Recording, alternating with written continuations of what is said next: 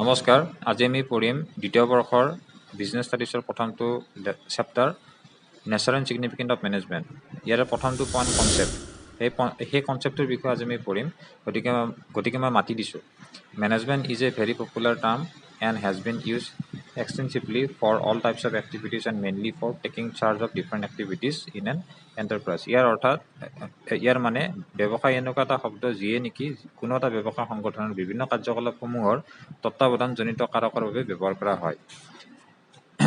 As you have seen from the above example and case study that management is an activity which is necessary wherever there is a group of people working in an organization.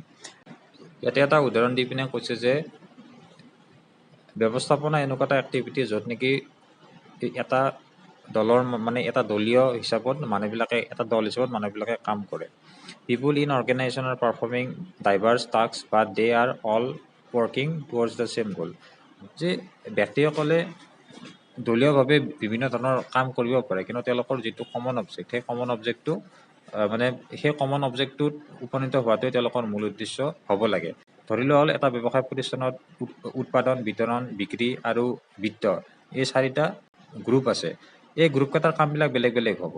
Production কৰাৰ গ্ৰুপটোৰ কাম production কৰা হ'ব, বিক্ৰী কৰা গ্ৰুপটোৰ কাম বিক্ৰী হ'ব, বা বিতৰণ কৰা ডিষ্ট্ৰিবিউশ্যন গ্ৰুপটোৰ কাম ডিষ্ট্ৰিবিউশ্যন হ'ব। তেওঁলোকৰ কামবিলাক বেলেগ বেলেগ হ'ব, কিন্তু তেওঁলোকৰ মেইন যিটো মেইন অবজেক্টটো হ'ল প্ৰফিট উপাৰ্জন কৰা, অৰ্থাৎ মুনাফা উপাৰ্জন কৰা। সেই মেইন অবজেক্টটো কিন্তু তেওঁলোকৰ ছেম হ'ব। তো ইয়াতে এইখিনি কথাই কৈছে।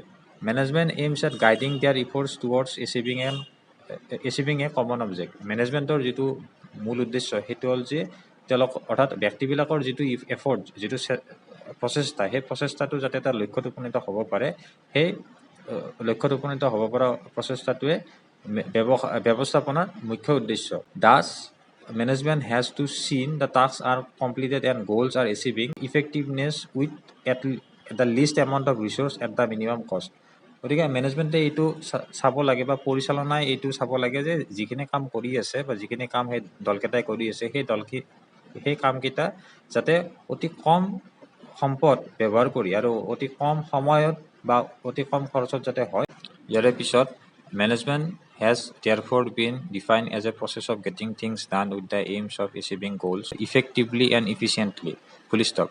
We need to analyze their definition. There are certain terms which is required elaboration. There are process effectively and efficiently. ব্যৱস্থাপনাৰ সংজ্ঞা আমি এইদৰে দিব পাৰোঁ যে ব্যৱস্থাপনা হৈছে ফলদায়ক আৰু দক্ষতাৰে লক্ষ্যত উপনীত হোৱা বাবে কৰ্ম সম্পাদন কৰোৱাৰ এক প্ৰক্ৰিয়া। আমি ব্যৱস্থাপনাৰ সংজ্ঞা বিশ্লেষণ কৰা উচিত হ'ব, য'ত কিছুমান শব্দ প্ৰয়োগ কৰা হ'ব, সেইবোৰৰ বহল অৰ্থ চোৱাৰ প্ৰয়োজন। সেই শব্দ হৈছে প্ৰক্ৰিয়া, ফলদায়কতা আৰু দক্ষতা। ধন্যবাদ।